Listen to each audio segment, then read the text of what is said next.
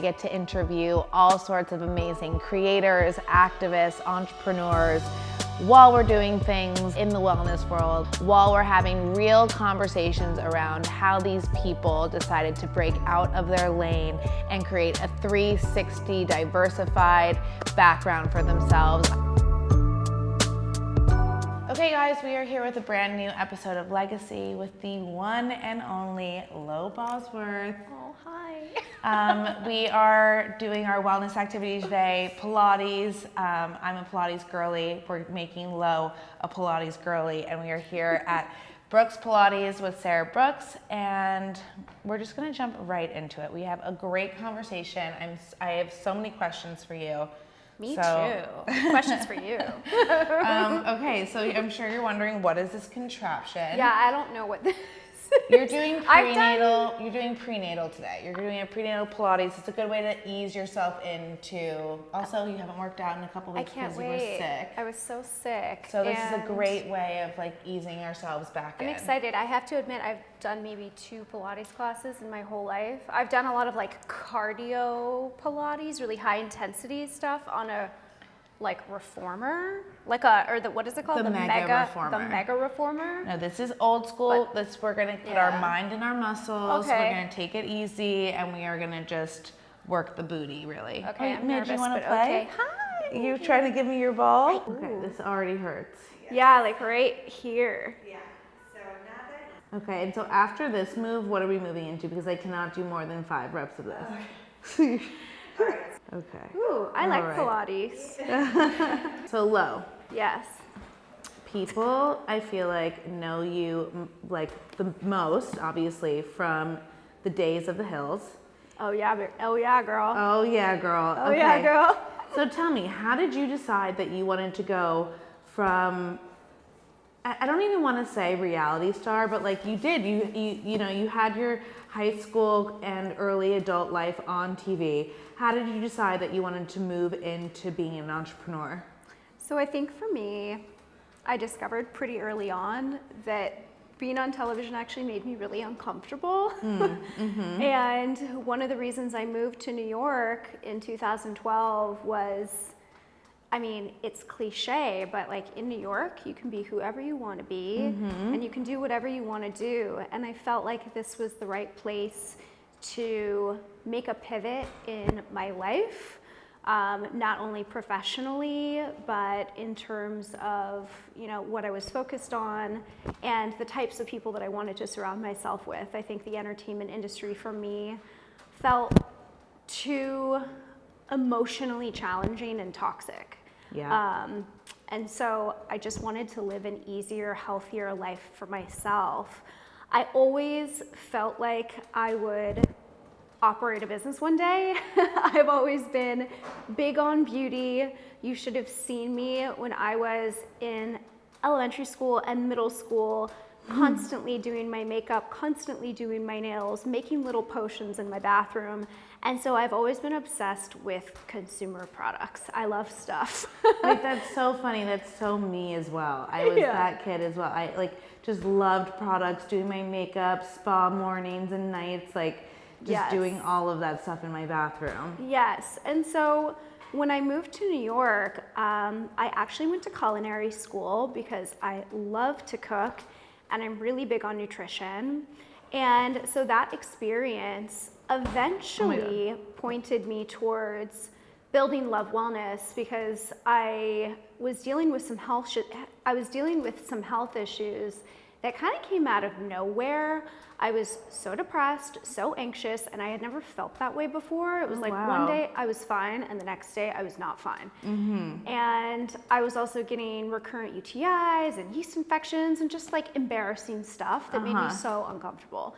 And it took me 18 months and a lot of gaslighting at doctor's appointments, just telling me I was too tired and too stressed, to finally get a simple blood panel done that showed I had really severe vitamin deficiencies. Oh, wow. And so finally, I started to understand that what I was experiencing physically and mentally, emotionally was connected to something that was going on in my body.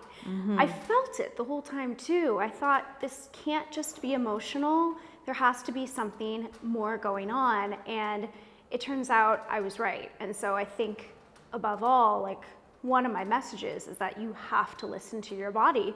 You know your body better than anybody else. Once I was armed with that information, I started to do more research. It was like, I feel like a science nerd truly is who I am in my soul.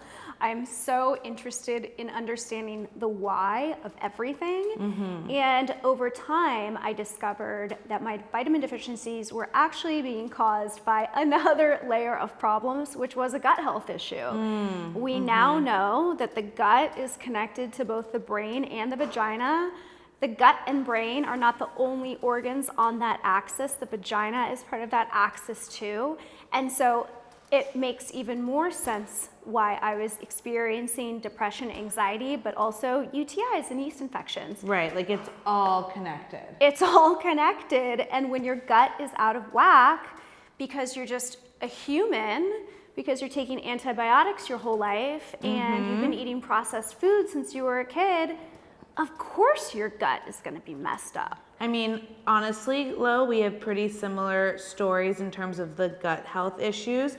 I mean, when I was 21 or 22, I was on a lot of what are they called? Antibiotics? Antibiotics, thank you. I have pregnancy brain. Antibiotics, because I was going through some acne, and my dermatologist had me on antibiotics for a year.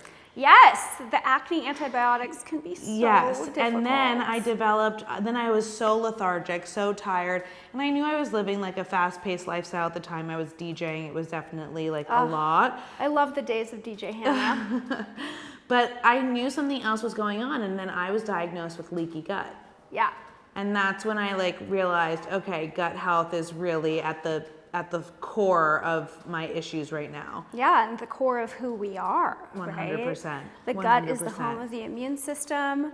And it's also really interesting, the vagina itself is a very powerful immunity organ that you have to take care of. And has its whole own bacteria, pH situation going on. It's so interesting, yeah. So I learned through personal experience and research that vaginal health can be distressed not only by a gut health problem, but because of the types of products that we are using, being told to use.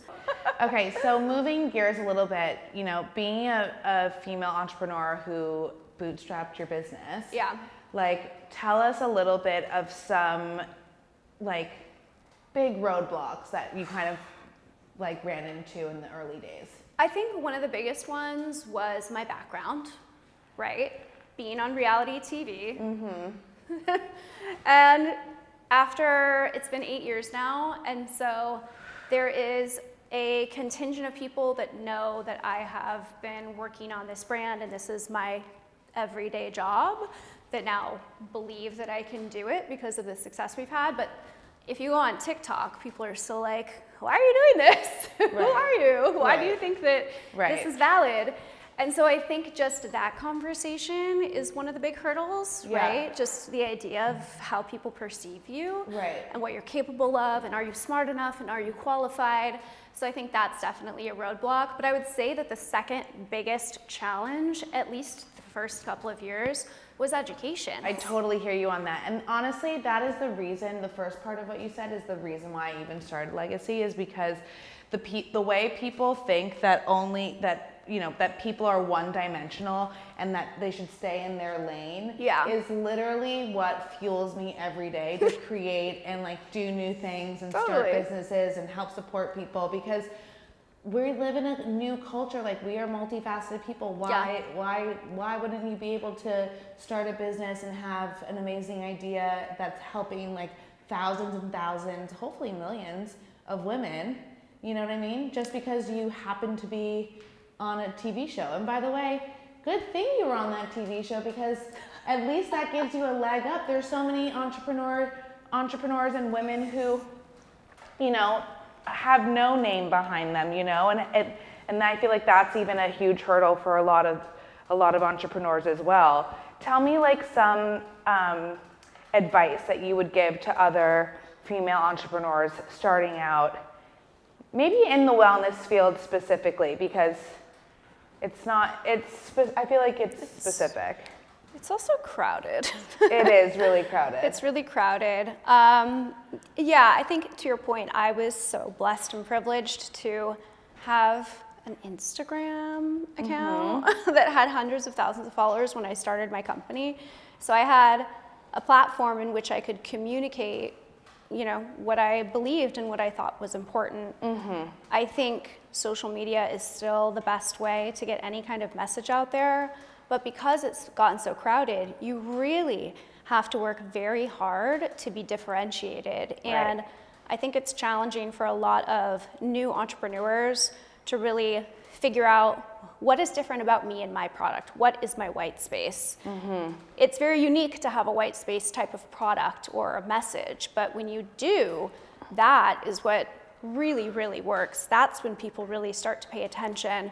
So I think that a lot of people get in their head when they think about their own messaging and what they can bring to the world. So it's really important to surround yourself with a group of people that provide you with their perspective. So I think that people who are just starting businesses have the tendency to get too deep in their own head, and it's really important to test your messaging and to talk to different groups of people about, like, does this resonate with you? Is this different enough for you? Product market fit. Yeah, exactly. Yeah. And so I would say that doing that is a very important part of starting a business and having initial success. And I do think to a certain degree that it's scary to start a business. It's scary to put your ideas and your products out into the world. And so that little bit of hesitation can prevent you from experiencing sort of immediate success off the back. So you have to be really brave, honestly. Bravery is a huge part of it. 100%. Okay, let's put our foot on the bar. Like this? Yeah, exactly. And then just push out. Okay. Okay, so even though you're someone who is influential in their own right, has their own social media following, etc., I personally would say that Love Wellness stands alone as a brand without you as the face of it. There are a lot of celebrity brands out there that really heavily rely on the celebrity for said marketing and comms and just all the things. I think you and I both know we're very deep in the startup world. There are brands that have to survive off the backs of the founders. Yeah. And then there are brands that stand alone. And I personally think that Love Wellness is a standalone brand. Well, that is very nice. Thank you.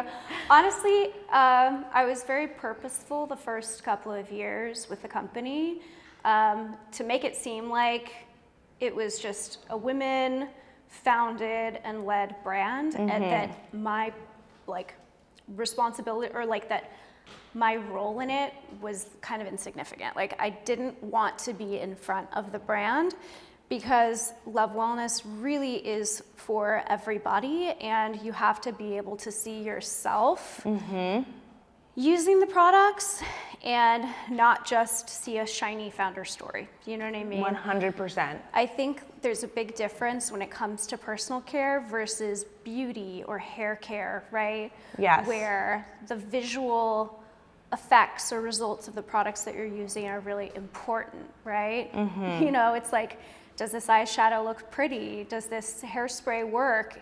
You visually want to see those things. And with personal care, it's totally different, it's all about how you feel in your body and in your mind. And so being able to imagine yourself and not just me, I think was a very important decision that I made very early on. So thank you. I mean, I really No, you're so appreciate welcome. it. And I love the intentionality that you had moving into that at an early stage in the company, because I feel like your brand's been around now for what, almost 4 years? 8 years. What? 8 years. Yeah, so crazy. That is insane. I feel like 4 years ago is when people started to really notice, Yeah. because 4 years ago is when we moved into retail. Yeah, into Target, right? Yes. So Okay. we launched in Ulta in 2019, and then we launched in Target in 3 categories, 3 different spots in the store in 2020. So we're in the natural beauty aisle, the tampon aisle, OTC, and then in vitamins. And it's when we launched into those retailers that the game really sort of changed for the brand. Totally. Yeah. Okay, so that's, I was gonna say, like, even though that have this foresight at such an early time in the inception of Love Wellness, because I think we're seeing now, is this like real consumer fatigue around celebrity brands. Totally. So you were, listen, you were ahead of the pulse, even in the category going after vaginal health, as well as your marketing efforts around it. So kudos to you. I want to give you props because you've written your first book. Oh my God, the book was so crazy. I know, and as someone who has also written a book, it is not easy. And I just want to talk about how that went for you and how that experience was, and how does it feel to be a published author now? A labor of love. Yeah. It took so many years to get the book together because it's very heavily research-based. There's so much science in the book. And it's really about explaining the gut-brain vaginal axis for the very first time. Wow. It's the only book that goes into that science for women's bodies. And research has really come a long way the past couple of years. 10 years ago, I couldn't write this book because a lot of the studies that we use didn't even exist. Right.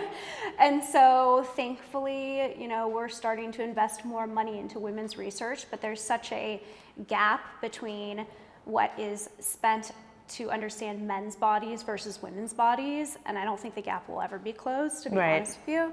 But the book is really a testament to why the brand exists and why it's important, and that taking care of your gut ultimately takes care of your brain and your vagina, but that there are definitely certain things you can do to help it, right? To heal, to improve. And really that's focusing on, eliminating things that your body is sensitive to from a food perspective, trying to reduce the amount of, painkillers and antibiotics that you take if you can, right? There's always a time and a place for antibiotics. And then improving your diet with probiotics, with fiber, with vitamins and nutrients, the things that your body does need as fuel to function, right? The building blocks of life. This Pilates class is a really good example of mindful movement that you can do to support your body. Because women's bodies, like our hormones, are so different from men's bodies. Literally, Lo, this is my favorite conversation. I talk about this all the time as someone who literally came up alongside the wellness boom and showcasing my healthy lifestyle on social media. I tried every single fad diet there was, just so that I knew what was going on and I could tell my audience about it. But everything I've ever tried, it's all BS in terms of marketing towards women. It's all for men.